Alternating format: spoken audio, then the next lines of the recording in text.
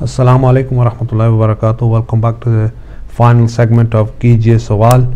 ہمیشہ کی طرح ہمارے ساتھ مولانا صاحب ہیں آپ کے سوالات کے جوابات دینے کے لیے.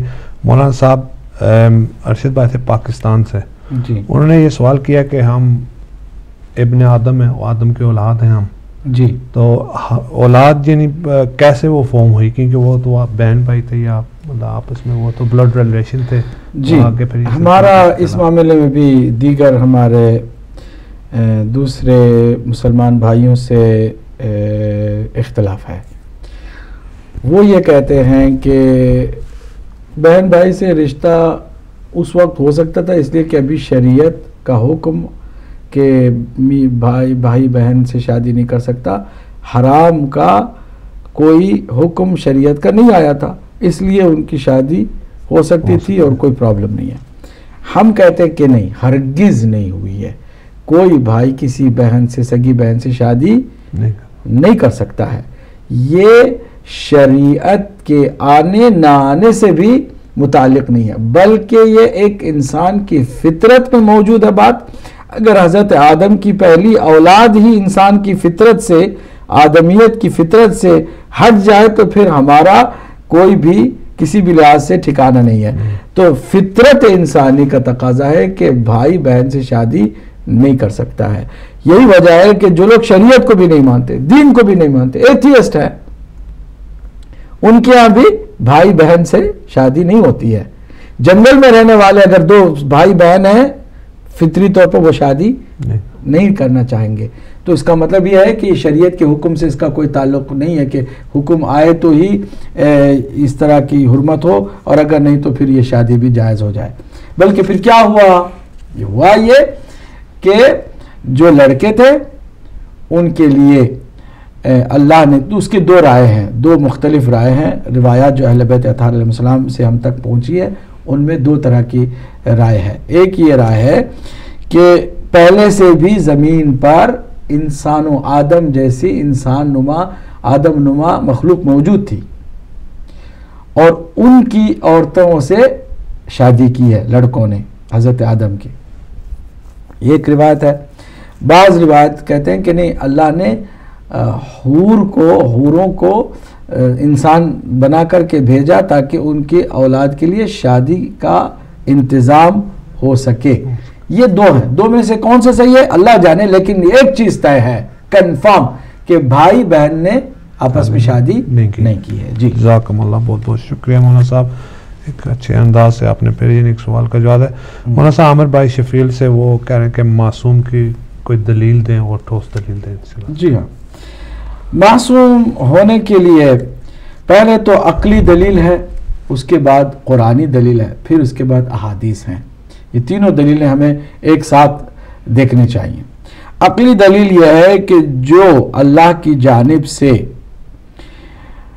انسانوں کی ہدایت کے لیے آیا ہے, اگر اس کے اندر کوئی بھی خامی ہوگی تو وہ انسانوں کی ہدایت نہیں کر سکتا. عقل کہتی ہے کہ اگر رول ماڈل کوئی ہو, فرض کریں کسی فیکٹری سے ایک چیز سیمپل کے طور پر آپ لے جا رہے ہیں, ماڈل کے طور پر لے کے جا رہے ہیں دوسروں کو دکھانے کے لیے کہ ہمارے پاس اس فیکٹری سے ایسا مال نکل رہا ہے.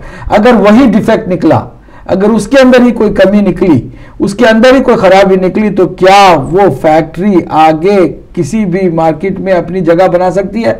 کہ جو رول ماڈل ہے وہی اس کے اندر خرابی ہے, ڈیفیکٹ ہے.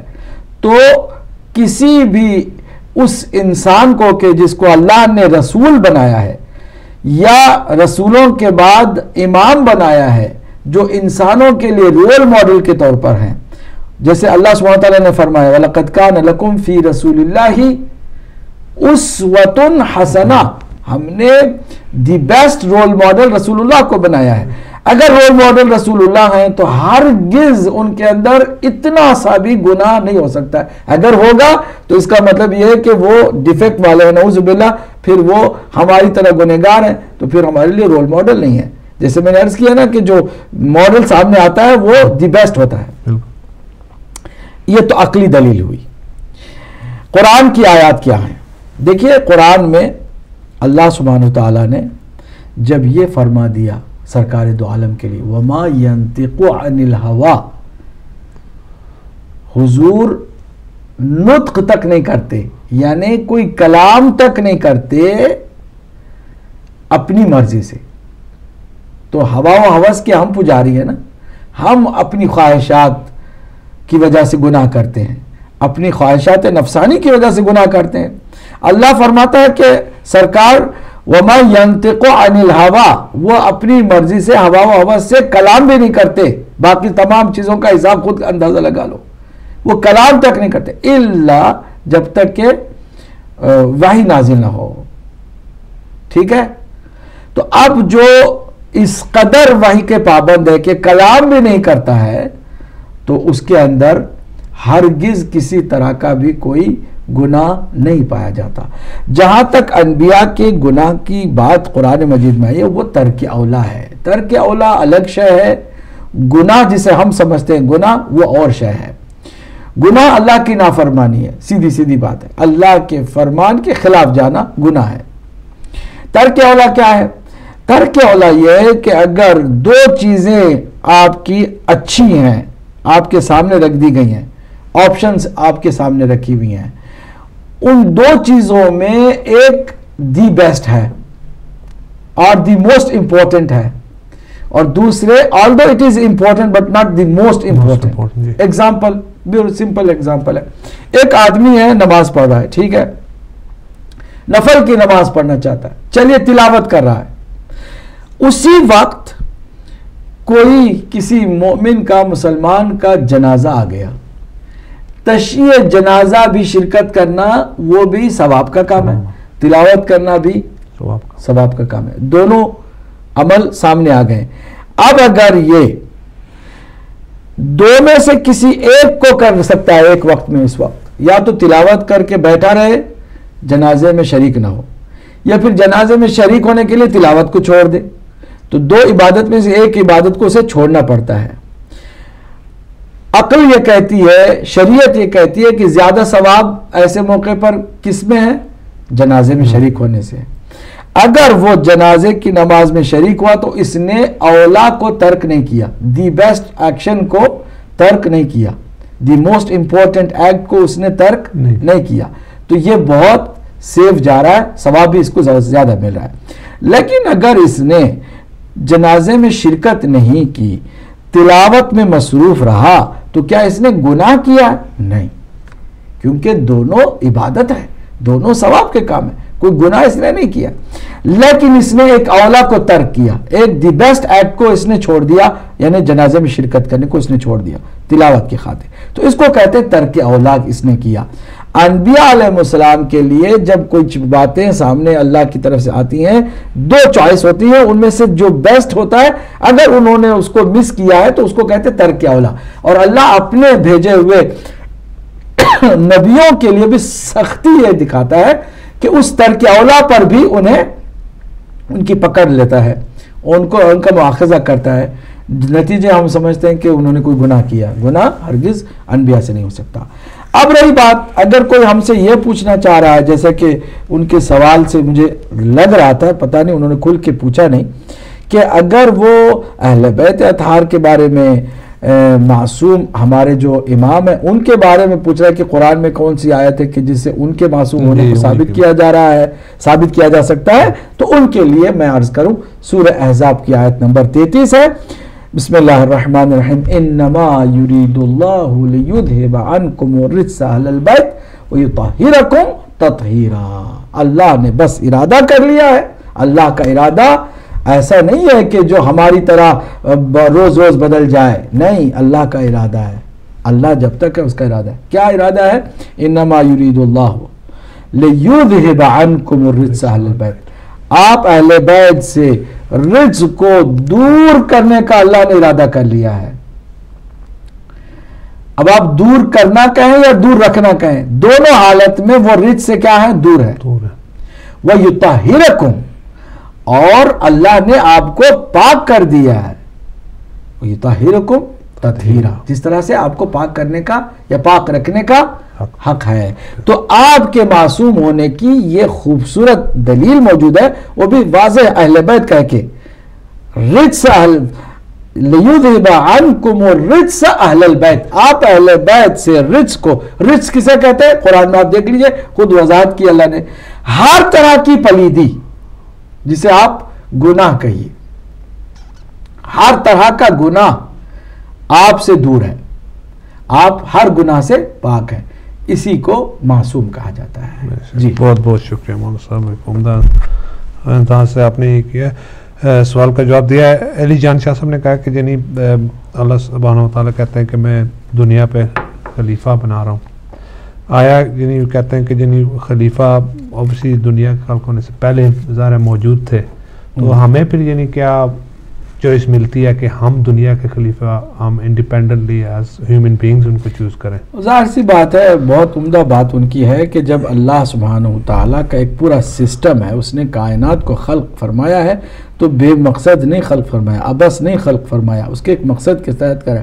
ہر چیز کو اپنی مرضی کے مطابق چلانے کے لیے اللہ نے کائنات کو خلق فرمایا. تو اس نے خلافت پہلے بنائی، پھر زمین بنائی، زمین میں اپنا خلیفہ بھیجا.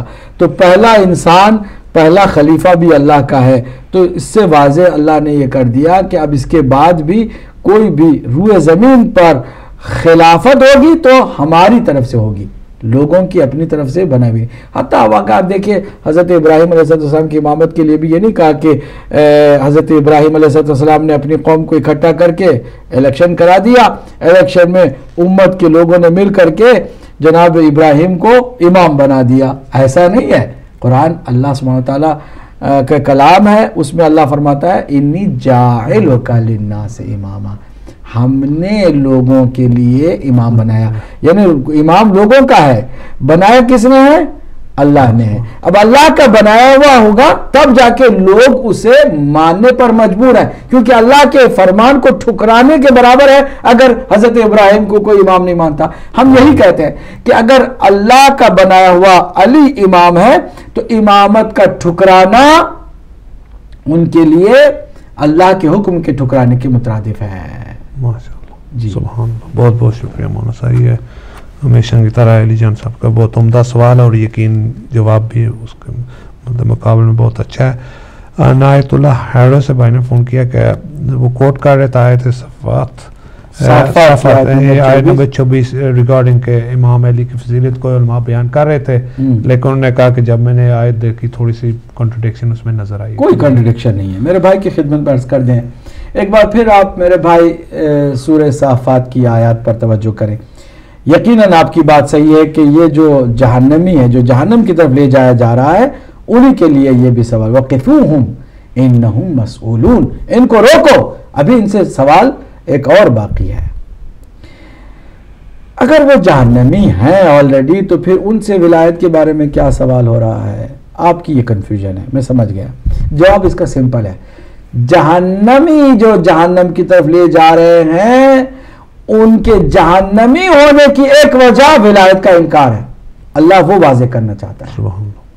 جیسے میری توحید کو تم نے نہیں مانا، جہنمی ہو گئے. جیسے رسول کی رسالت کو نہیں مانا، جہنمی ہو گئے. جیسے اللہ کے اس روز آخرت پر تمہارا ایمان نہیں تھا، جہنمی ہو گئے. اسی طرح تم سے یہ بھی سوال ہے کہ تم نبی کو مان کر کے بھی نبی کے کہنے کو کیوں نہیں مانتے؟ کیوں نہیں علی کو اپنا تم نے مولا مانا اور ولایت کے قائل ہوئے؟ اگر انکار کرتے ہو تو اس انکار کی وجہ سے بھی تمہیں جہنم میں لے جایا جا رہا ہے. یہ آپ کے سوال کا جواب ہوا. میں ذرا تیزی سے آپ کی تسلی کے لیے ان آیات کی طرف متوجہ کراتا ہوں. سورہ صافات کی 21ویں آیت سے میں بات کو شروع کرتا ہوں.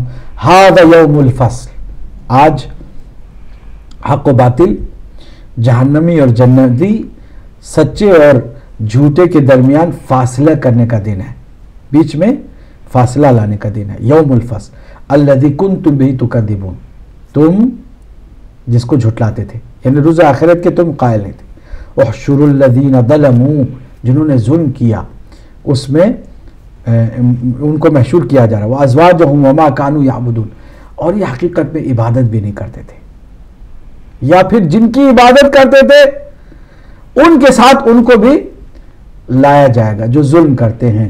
تو یہاں پر توحید کے خلاف جو گئے ان کا ذکر ہے. من دون اللہ، اب جو عبادت کرتے تھے اللہ کے علاوہ کسی اور کی، فاہدوہم الی صراط الجحیم، تو پھر انہیں لے چلو، ان کو لے جاؤ کہاں؟ جہنم کے راستے پر. اب جہنم کے راستے پر لے کے جا رہے ہیں. وقفوہم، پھر ان کو روکو، انہم مسئولون، پھر ان سے سوال کیا جائے گا. کس بات کا سوال کیا جائے گا؟ ولایت کا سوال. دیکھیے بات واضح ہو گئی کہ تم جہنمی بنے، تم روز آخرت کو نہیں مانتے تھے، تم جہنمی بنے، تم اللہ کے علاوہ کسی اور کی عبادت کرتے تھے، رسول اللہ کی بھی تم صحیح معنوں میں سنت پر عمل نہیں کرتے تھے. اب تم جہنمی اس لیے بھی بنے ہو کہ تم نے ولایت کا انکار کیا ہے. وقفوہم انہم مسئولون، ان سے ان کو روکو اور ان سے پوچھا جائے گا. اب وہ کیا سوال ہے؟ ولایت کا سوال ہے جو تفسیروں میں موجود ہے. اب آگے اللہ سبحانہ تعالیٰ نے جو آیت کی ہے اس سے آپ کی بات واضح ہو جائے گی، آپ کے سوال کو اور کلیئر کر دیا جائے گا. ما لکم لا تناصرون، اب یہاں پر بتاؤ ایک دوسرے کی تم مدد کیوں نہیں کر پا رہے ہو؟ وہاں تو بہت زیادہ تم کہتے تھے کہ اب علی کے بغیر بھی سب کچھ ہو سکتا ہے، علی کو نہ ولی ماننے کی ضرورت ہے، نہ امام ماننے کی ضرورت ہے، نہ علی کے پیچھے چلنے کی ضرورت ہے، بڑی بات کرتے تھے. وہاں تو کہتے تھے کہ یا علی مدد کہنا بھی شرک ہے، علی کو مدد کے لیے نہیں پکارتے تھے. اب بتاؤ ما لکم لا تناصرون، اب تم بتاؤ ایک دوسرے کی یہاں پر کیوں مدد نہیں کر پا رہے ہو؟ علی کو مدد کے لیے نہیں پکارتے تھے، شرک سمجھتے تھے نا. اب بتاؤ کون تمہاری مدد کرتا ہے؟ کیا تم ایک دوسرے کی مدد کر سکو گے؟ تم ایک دوسرے کو عذاب سے بچا سکو گے؟ نہیں بچا سکتے ہو. بل ہم الیوم مستسلمون، اب یہاں پر 100% تمہیں سرنڈر ہونا پڑے گا، جہاں ہم لے جائیں وہیں تمہیں جانا ہوگا. یہ آخر تک کی آیت ہے. ان آیات میں میرے بھائی کوئی کنفیوژن نہیں ہے. جہنمی وہ ہے کہ جو اللہ کے حکم کو نہیں مانتے، اس کی توحید کو نہیں مانتے، روز آخرت کو نہیں مانتے، اور جہنمی وہ بھی ہے کہ جو علی کی ولایت کو جان بوجھ کر نہیں مانتے. جی بہت بہت شکریہ مولانا صاحب، بہت اچھے انداز میں آپ نے جواب دیا. نعیم عباس کا ظاہر آپ سوال کا آپ جواب دے چکے ہیں نماز کے دوران، اگر نماز پڑھیں تلاوت کا وجہ. ہمارے غیور عباس صاحب گلاسگو سے اور نے فون کیا کہ آدم مٹی اور پانی کے درمیان ایونز میں موجود تھے، لیکن ہم اس لحاظ سے کیوں نہیں جاتے کیونکہ ہم بھی مٹی اور پانی کا جی ہاں، بہت عمدہ سوال ہے. جواب یہ ہے کہ حضرت آدم بھی اس جنت میں نہیں گئے تھے جس جنت میں ہم جانے والے ہیں، کیونکہ جنت کی خاصیت یہ ہے کہ خالدین فیہا، جو جاتا ہے نا ایک دفعہ انٹر ہوتا ہے نا، there is no come back, there is no U-turn, you can't come out of جنت. وہ جو حضرت آدم اور حوا کو اللہ نے رکھا تھا ٹیمپرریلی، وہ جنت نہیں ہے جو جنت خلد ہے، وہ ایک باغ تھا. باغ عربی میں باغ کو جنت کہتے ہیں، جنت کو جنات اسی لیے کہ باغات ہیں نا، تو اسی طرح جنات ہیں. تو وہ ایک ٹیمپرری جگہ تھی. ہنی مون کے لیے ان کو بھیجا تھا اللہ سبحانہ تعالیٰ نے کہ آپ یہاں پر تھوڑا جو ہے نا اپنا اچھا وقت گزارے. تو اس کے بعد شیطان نے باقی جو داستان ہے وہ اپنی طرف واضح ہو گئی. تو پہلی بات تو یہ کہ وہ جنت نہیں ہے جو جنت آخری وقت میں خالدین فیہا کے ساتھ ہے. دوسرا اہم پوائنٹ اس میں یہ ہے کہ ہمارے لیے بھی یہ کون کہتا ہے کہ صرف ہماری روحیں جائیں گی، ہمارا جسم نہیں جائے گا؟ یہ کون کہتا ہے؟ دنیا میں قیامت کے دن تک ہماری مٹی میں ہمارا یہ جسم گل جائے گا، مٹی میں مل جائے گا، اس میں کوئی شک نہیں. قیامت کے دن اللہ انہی مٹی کے ذرات سے ہمارے روح کو جسم دے گا. یہ جسم واپس ہمارے روح کو ملے گا، ہماری روح کو یہی جسم ملے گا، اور اسی جسم کے ساتھ ہم جنت میں جائیں گے. یہ کس نے کہہ دیا کہ جو جنت میں ہم جائیں گے تو روح کے ساتھ جائیں گے اور جسم ہمارے ساتھ نہیں ہوگا؟ جسم کے بغیر روح کیا کرے گی جا کے وہاں؟ بہت بہت شکریہ مولانا صاحب. ہم جلدی ایک اور آخری سوال ہے ہمارے بینچ کے منچسٹر سے کہ اگر if your father is very strict اور اگر بہت ہی پریشر وہ ڈالتے ہیں کہ کہیں ہوتا ہے کہ یعنی والدین کا سمٹائمز ہوتے ہیں، لیکن یہ کہتے ہیں کہ ایکسٹراڈنری کو زیادہ ہی اسٹرکٹ ہے، اس لحاظ سے ہمیں ایز اے سن یا ڈاٹر کیا کچھ کرنا چاہیے؟ اصل میں والدین کے لیے جو اللہ کا جو حکم ہے اس کو سمجھنے کی ضرورت ہے. قرآن مجید نے یہ نہیں کہا ہے کہ جب وہ اچھے ہوں تو ان کے ساتھ اچھے رہو، جب وہ تمہارے ساتھ جنٹل ہیں تو you should also be the gentleman. No, یہ تو آرڈنری لوگوں کے لیے، عام لوگوں کے لیے. اگر آپ کے ساتھ کوئی اچھا سلوک کرے تو آپ بھی اچھا سلوک کریں. پیرنٹس کے لیے بالکل اس کا الٹا ہے. اگر وہ آپ کے ساتھ اچھا سلوک نہیں کرتے ہیں، اگر وہ اپنے بزرگ ہونے کی وجہ سے، بڑھاپے کی وجہ سے چڑچڑاتے ہیں، بیجا ڈانٹتے ہیں، بلا وجہ برس جاتے ہیں، بلا وجہ غصے میں آ جاتے ہیں، without reasoning آپ کو سختی سے پیش آتے ہیں، ایسی سچویشن میں اللہ نے فرمایا لا تقل لهما اف، تم اف تک نہ کرو، اف تک نہ کرو. ماں باپ ہیں تمہارے، ان کو یہ نہیں حکم ہے کہ بچوں کے ساتھ تم پیار سے بات کرو، اور تم اگر کرو گے تو تمہیں گنہگار بنا دیا جائے گا. ماں باپ کے بارے میں ہمیں حکم ہے وبالوالدین احسانا، والدین کے ساتھ بہت اچھا سلوک تمہارا ہونا چاہیے. اور اگر تمہارے اوپر وہ برس جاتے ہیں، بیجا تم کو ڈانٹتے ہیں اور سختی برتتے ہیں، جیسا کہ ہماری اس سسٹر نے بتایا، تب تمہیں اف تک نہیں کہنا ہے. وَقُلْ لَهُمَا قَوْلًا كَرِيمًا. جب وہ گالیاں پک رہے ہوں، تمہارے خلاف آئل فائل سختی کے الفاظ استعمال کر رہے ہو، تو تم کو کیا کرنا چاہیے؟ وَقُلْ لَهُمَا، ان کے لیے کہو کیا؟ قَوْلًا كَرِيمًا، قول کریم. کریم قول کیا ہے؟ کریم بات کیا ہے؟ روایت میں کہ تم ہاتھوں کو اٹھا کے کہو پروردگار ان کو بخش دے، میں ناراض نہیں ہوں کیونکہ یہ میرے والد ہیں، والدہ ہے، تو ان کو بخش دے. یہ جو ابھی واقعاً بغیر کسی وجہ کے مجھ پر ڈانٹ برس رہے ہیں، غصے میں آ رہے ہیں، تو ان کو معاف کر دے. یہ ہے قول کریم. تو ہمارا جو فرض ہے وہ یہ کہ بالکل ہی کوئی ہمارے لیے گنجائش نہیں ہے کہ ہم آواز کے اوپر آواز اونچی کریں، بات کے اوپر بات کریں. نہیں، جب وہ ٹھنڈے ہو جائیں البتہ تو جا کے پیار سے سمجھاؤ کہ بات کیا تھی اور آپ بلا وجہ کیوں برس پڑے تھے، کیوں آپ نے غصہ کیا تھا یا آپ نے صحیح نہیں کیا تھا. جب وہ ٹھنڈے ہو کر بیٹھ جائے تو پیار سے جا کے سمجھاؤ. لیکن جب وہ غصے میں ہو، اف تک نہ کرو. وَقُلْ لَهُمَا قَوْلًا كَرِيمًا. تو تم ان کے حق میں دعا کرو، پروردگار انہیں معاف کر دینا، ان کو بخش دینا، ان کی پکڑ نہ کرنا، ان پر سختی نہ کرنا.